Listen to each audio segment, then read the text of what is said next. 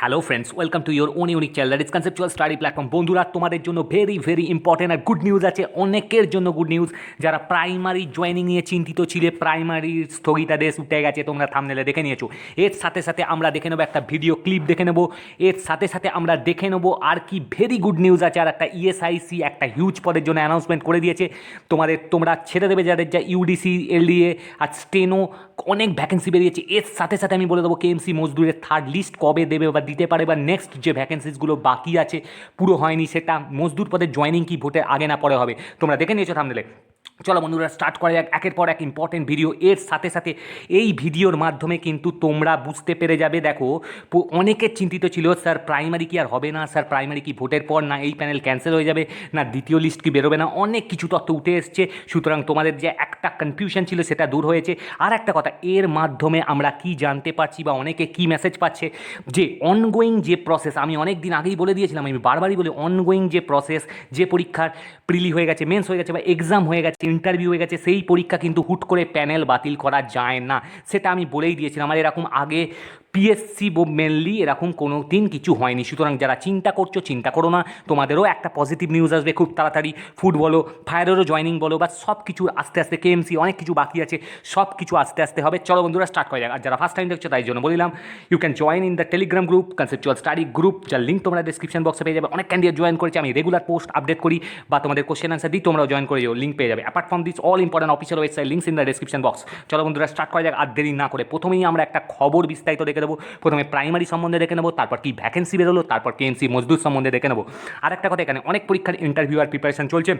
কী কী উদ্যান পালন তোমরা জানো, ওয়ার্ড মাস্টার থেকে আরম্ভ করে উদ্যান পালন ফার্মাসিস্ট বা তোমাদের অ্যাসিস্ট্যান্ট ডিরেক্টর ইন ফুড, তার সাথে সাথে মিসলেনিয়াস, আইসিডিএস সব কিছু চলছে। ডাব্লিউবিপিএসআই বা কনস্টেবল বা তোমাদের এমটিএস, অনেক ক্যান্ডিডেট জয়েন করেছে আর সিওর সাকসেসের দিকে এগিয়ে যাচ্ছে। তোমরা জয়েন করো যারা এখনও জয়েন হওনি। ওকে, চলো বন্ধুরা, স্টার্ট করা যাক। দেখো বন্ধুরা, একটা খবর উঠে আসছে, ব্রেকিং উঠে গেল একটু আগের খবর। 2014 সালের প্রাথমিক নিয়োগের স্থগিতাদেশ, মানে যে স্থগিতাদেশ ঝুলছিল, অনেকের চিন্তা হয়ে গেছিলো স্যার কী হবে। 3 সপ্তাহের মধ্যে মেরিট লিস্ট জমা করার নির্দেশ দেওয়া হয়েছে। মানে মেরিট লিস্ট যেটা প্রকাশিত হয়নি, মানে লিস্ট যেটা পাবলিশ করেনি, সেটা কিন্তু জমা দেওয়ার নির্দেশ দেওয়া হয়েছে। এবার দেখো, আর একটা জিনিস আছে যে খুব ইম্পর্টেন্ট। এরপর আমরা একটা ভিডিও ক্লিপ দেখে নেবো, ভালো করে শুনে নেবে, এর মধ্যে অনেক তথ্য পাবে। ভালো খবর, চাকরি প্রার্থীদের জন্য আজ প্রাথমিকে 16,500 শিক্ষক নিয়োগের গুরুত্বপূর্ণ মামলাটি ডিভিশন বেঞ্চে ওঠে। আদালত সিঙ্গল বেঞ্চের দেয়া স্থগিতাদেশ তুলে দিল। কিছুক্ষণ আগের খবর, 2014 সালে প্রাথমিক নিয়োগের স্টে উঠে গেল। তবে একই সঙ্গে আদালতে 3 সপ্তাহের মধ্যে মেরিট লিস্ট জমা করার নির্দেশ দেওয়া হয়েছে। 3 সপ্তাহের মধ্যে। সরস্বতী পুজোর আগের রাতে প্রাথমিক শিক্ষা পর্ষদ 15,284 জনের মেধাতালিকা প্রকাশ করে। সেই নিয়োগ প্রক্রিয়ায় অস্বচ্ছতা ও বেআইনিভাবে নিয়োগের চেষ্টার অভিযোগে 6টি মামলা দায়ের করা হয়।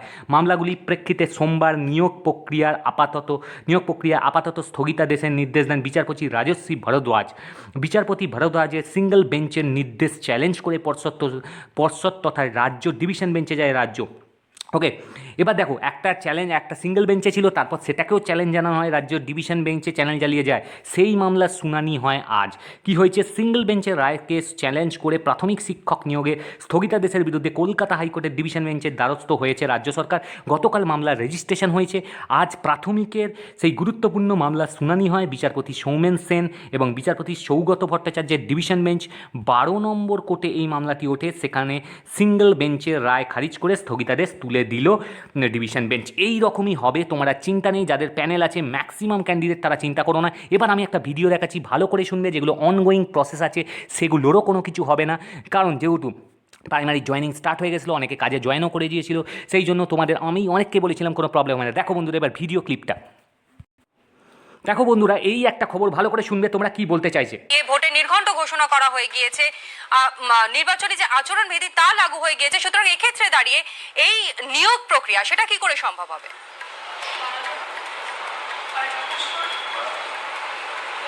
দেখো, প্রথমত তোমাকে জানিয়ে রেখি যে আজকে যে ডিভিশন বেঞ্চের যে রায়, সেই রায়ের কপি এখনো পর্যন্ত প্রাথমিক শিক্ষা পর্ষদের হাতে পৌঁছায়নি। কিছুক্ষণের মধ্যেই তাদের হাতে পৌঁছে যাবে। প্রথমত হচ্ছে যে 14,000-এরও বেশি পদে ইতিমধ্যেই যে মেধা তালিকা বেরিয়ে গেছে, তার মধ্য থেকে ইতিমধ্যেই প্রায় 8,000-এরও বেশি চাকরিপত্র অর্থাৎ নিয়োগপত্র দিয়ে দেওয়া হয়েছে বিভিন্ন প্রার্থীদের কাছে, বিভিন্ন জেলা ডিস্ট্রিক্ট প্রাইমারি কাউন্সিলের অফিসের মাধ্যমে। ফলত যারা ইতিমধ্যেই নিয়োগপত্র পেয়ে গেছেন তাদের ক্ষেত্রে আর জটিলতা থাকলো না, অন্তত ডিভিশন বেঞ্চের এই রায় পরিপ্রেক্ষিতে, যেটা মনে করছেন স্কুল শিক্ষা দপ্তরের আধিকারিকরা। দ্বিতীয়ত, যারা নিয়োগপত্র পায়নি, অর্থাৎ যখন সিঙ্গেল বেঞ্চ স্থগিতাদেশ দিয়েছিল তারপরে সেই নিয়োগপত্র দেওয়ার কাজ বন্ধ রাখা হয় বিভিন্ন ডিস্ট্রিক্ট প্রাইমারি কাউন্সিলের তরফে, ফলত সেই নিয়োগপত্রগুলি দেওয়ার কাজ আবার শুরু হবে। তার কারণ যেহেতু অতীতেও এই ধরনের ঘটনা ঘটেছে, বিশেষত 2011 নির্বাচনের সময়, 2014 নির্বাচনের সময় এরকম ঘটনা ঘটেছে যে অনগোয়িং প্রসেস, অর্থাৎ যে কোনো প্রসেস যদি অনগোয়িং থাকে তাহলে সেখানে নির্বাচনী নির্ঘণ্ট জারি হলেও তাতে কোনো সমস্যা থাকে না, অন্তত স্কুল শিক্ষা দপ্তরের আধিকারিকদের এটাই ব্যাখ্যা। তার কারণ যেহেতু ইতিমধ্যেই 50%-রও বেশি প্রার্থীকে চাকরিপত্র দিয়ে দেওয়া হয়েছে এবং হাইকোর্টে সেই মামলা ছিল এবং হাইকোর্ট এই নির্বাচনী নির্ঘণ্ট জারি চলাকালীনই কিন্তু স্থগিতাদেশ তুলে নিয়েছে, ফলত এক্ষেত্রে হাইকোর্টের যে রায় হবে সেই রায়ে আপাতত করতে চায় স্কুল শিক্ষা দপ্তরের আধিকারিকরা। এক্ষেত্রে আইনজীবীদের সঙ্গে মতামত নিয়েই নির্বাচন কমিশনের সঙ্গে আলোচনার প্রয়োজন হয়েছে নাকি তা পরবর্তী ক্ষেত্রে সিদ্ধান্ত নেবে প্রাথমিক শিক্ষা পর্ষদ ও স্কুল শিক্ষা দপ্তর। তবে প্রাথমিকভাবে স্কুল শিক্ষা দপ্তরের আধিকারিকরা মনে করছেন যে এক্ষেত্রে কমিশনের অনুমতির প্রয়োজন হয় না, তার কারণ নির্বাচনী নির্ঘণ্ট জারি হওয়ার আগেই যেহেতু এই নিয়োগপত্র অনেককেই দিয়ে দেওয়া হয়েছে এবং নির্বাচনী নির্ঘণ্টর পরে জারি হওয়ার পরে রাজ্য সরকার প্রাথমিক শিক্ষা পর্ষদ ডিভিশন বেঞ্চে গেছিল, নির্বাচনী নির্ঘণ্ট চলাকালীন ডিভিশন বেঞ্চে স্থগিতাদেশ তুলে নিয়েছে। ডিভিশন বেঞ্চ বলছে যে রাজ্য সরকার চাইলে নিয়োগ করতে পারে, ফলত হাইকোর্ট যেখানে বলছে যে নিয়োগ করতে পারে সেক্ষেত্রে কমিশনের মতামতের প্রয়োজন হয় নাকি তা নিয়ে আইনজীবীদের সঙ্গে আপাতত পরামর্শ করবে স্কুল শিক্ষা দপ্তর। আজ বিকেলবেলার পরেই স্কুল শিক্ষা দপ্তরের তরফে আইনজীবীদের পরামর্শ নেওয়া হবে, অ্যাডভোকেট জেনারেলের পরামর্শ নেবে রাজ্য স্কুল শিক্ষা দপ্তর। অ্যাডভোকেট জেনারেলের পরামর্শ নেওয়ার পরেই তারা কমিশনের সঙ্গে কথা বলবে কি বলবে না তা নিয়ে চূড়ান্ত সিদ্ধান্ত নেবে, ফলত এখন আইনজীবীদের মতামতের ওপরেই নির্ভর করছে যে কমিশনের থেকে তারা পরবর্তী ক্ষেত্রে মতামত নেবে কি নেবে না এই যাদের নিয়োগপত্র দেওয়ার কাজ বাকি আছে তাদের ক্ষেত্রে। একদমই তাই। যেমন বন্ধুরা তোমরা তো ক্লিপটা শুনলে, এই থেকে কিন্তু একটা কথা বারবার চলে আসছে, অনগোয়িং যে প্রসেস, অনগোয়িং মানে যে পরীক্ষা হয়ে গেছে, ইন্টারভিউ হয়ে গেছে, সেই পরীক্ষা কিন্তু ক্যান্সেল হয়, প্যানেল যথারীতিভাবে ক্যান্সেল হয় না, ঠিক আছে? সুতরাং এইটা তোমরা চিন্তা করো না। যারা ফুডের প্রার্থী বা আরও অনেক প্রার্থী, ফায়ারের প্রার্থী, তাদের কিন্তু কোনো দিক থেকে ভয়ের কোনো ব্যাপার নেই। অনেকেই বলছে স্যার যদি ভোট হয়ে যায় তখন কি প্যানেলের কোনো এফেক্ট পড়বে, বা স্যার যারা প্যানেলে আছে তাদের কি কোনো চেঞ্জ হবে বা কোনো কিছু, এসবের ভয় নেই, আমি অনেকবার আগে বলেছি। সুতরাং তোমরা বুঝতে পারলে প্রাইমারির মাধ্যমে অনেক ক্যান্ডিডেট, 16,500 ক্যান্ডিডেট একটা ভবিষ্যতের একটা সুন্দর দিকে এগিয়ে গেল। ওকে ফ্রেন্ডস, চলো বন্ধুরা, এবার আমরা একটা জিনিস দেখবো, ভেরি ইম্পর্টেন্ট, ভালো করে দেখবে। নেক্সট আপডেশন কি তোমরা সবাই ছেড়ে দেবে, ইএসআইসি ইউডিসি কিন্তু এখানে ক্লাস স্টার্ট হয়ে গেছে, অনেক ক্যান্ডিডেট জয়েন করেছে। এরপর আমরা কেএমসি মজদুর বলবো। চলো দেখো বন্ধুরা, আমরা চলে এসেছি এমপ্লয়ি স্টেট ইন্স্যুরেন্স কর্পোরেশন কি ইএসআইসি, যেটা বেরিয়েছে একটা নিয়োগ প্রক্রিয়া চালু হওয়ার কথা আছে। এটা হচ্ছে 2/3/2021 ডেটেড হয়েছে। এবার দেখো এর লিঙ্ক তোমরা পেয়ে যাবে ডেসক্রিপশন বক্সে, তোমরা দেখে নিতে পারবে। এবার দেখো এখানে এখানে জাস্ট একটা লাইন বলে দিয়েছে, অনেক হিউজ ভ্যাকেন্সি কিন্তু আসছে।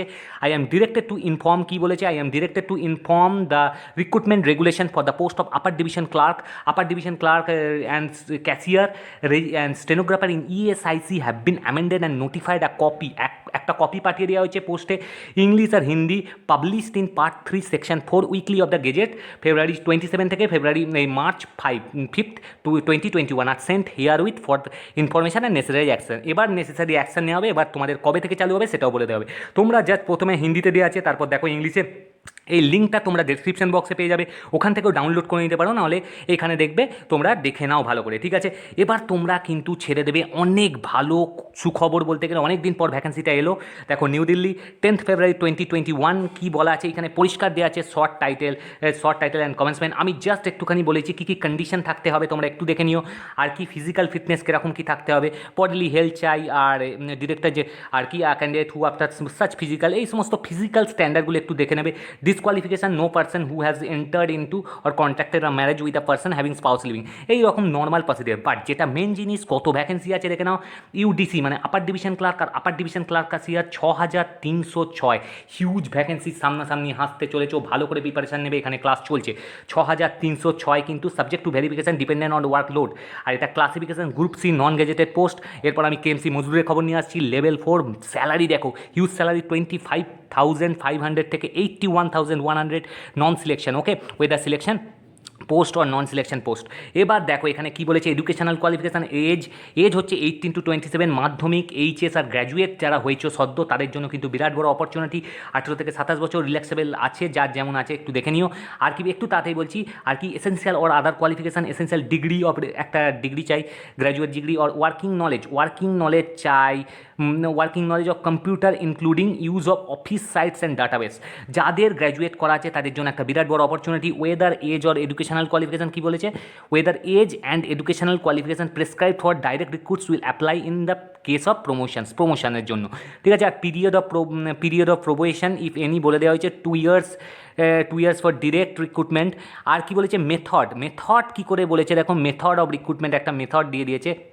কী করে মেথড হবে, রিক্রুটমেন্ট কী করে হবে, by direct recruitment, by promotion or by এইভাবে রিক্রুটমেন্ট প্রসেসটা দেখে নাও কী করে। 75% by direct recruitment, by written examination, তোমাদের যে রিটেন এক্সামিনেশন হবে ওর ওয়েটেজ থাকছে 75%, 15% হচ্ছে promotion on the basis of seniority cum fitness, সিনিয়রিটিও থাকতে হবে আর ফিটনেস থাকলে 15% সেটাই হবে, ঠিক আছে ওয়েটেজ। আর 10% হচ্ছে limited departmental competitive examination, limited departmental যে কম্পিটিটিভ এক্সাম এইটা হচ্ছে টোটাল 100%-এর লেখাজোখা, ঠিক আছে।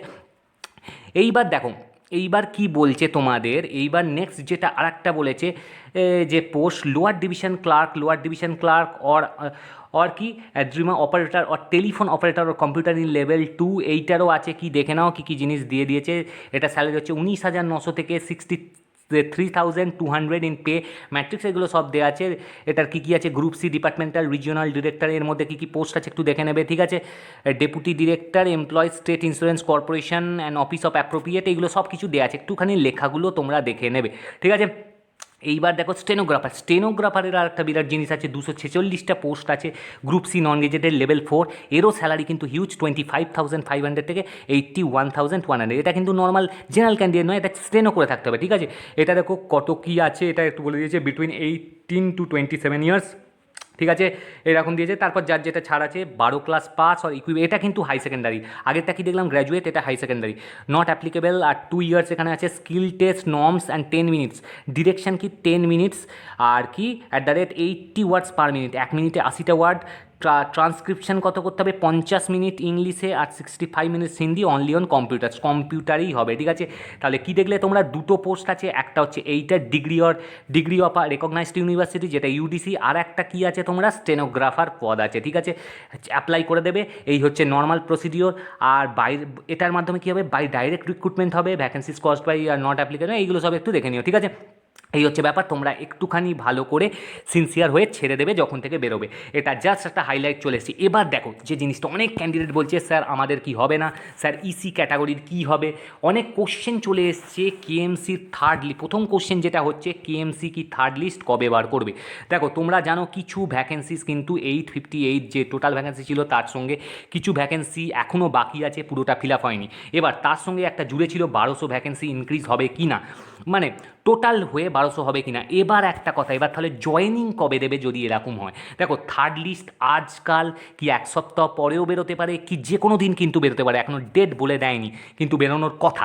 এবার তোমরা রেগুলার ওয়েবসাইটটা চেক করবে। আর একটা কথা, নিউ ভ্যাকেন্সি কি এর সঙ্গে অ্যাড হবে তবে কি জয়েনিং দেবে। এবার দেখো জয়েনিং তাড়াতাড়ি হবে, ওয়ান অ্যান্ড অনলি তবেই হবে যদি এখন থেকে মানে এই মাসে জয়েনিং স্টার্ট হয়, তবেই কিন্তু জয়েনিং তোমাদের ভোটের আগে সম্পন্ন হতে পারে। আর এই মাসটাই ভাইটাল, যদি এই মাসে স্টার্ট না হয় তাহলে কিন্তু ভোটের পর প্রক্রিয়া চলে যাবে।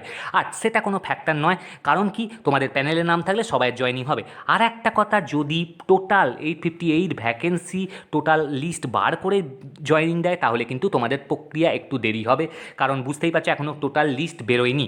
ইসি ক্যাটাগরি অনেকেই বলছে স্যার এক্সেমটেড ক্যাটাগরি কি এবার লিস্টে নাম থাকবে না জেনারেল ক্যান্ডিডেট থাকবে। আমি আগেও বলেছিলাম, আবারও বলছি, যে ক্যাটাগরিগুলো নিয়ে নেওয়া হয়েছে, যেগুলো ভ্যাকেন্সি পড়েছিল এক্স সার্ভিসম্যান কোটা থেকে, সেইগুলো হতে পারে আলাদাভাবে লিস্ট বেরোতে পারে, নয়তো মিসলেনিয়াস পোস্ট বার করবে। তবে এটা পুরোপুরি ডিপেন্ড করছে অথরিটির উপর, মানে কেএমসির উপর। কেএমসি কীরকম করবে, ইসি ক্যাটাগরি নেবে না এর মধ্যেও জেনারেল থাকবে, ইউআর ক্যাটাগরির অনেকে থাকবে। এবার একটা কথা, যে যে ক্যাটাগরিগুলো ফিল আপ হয়নি সেইগুলোই বেরোতে পারে।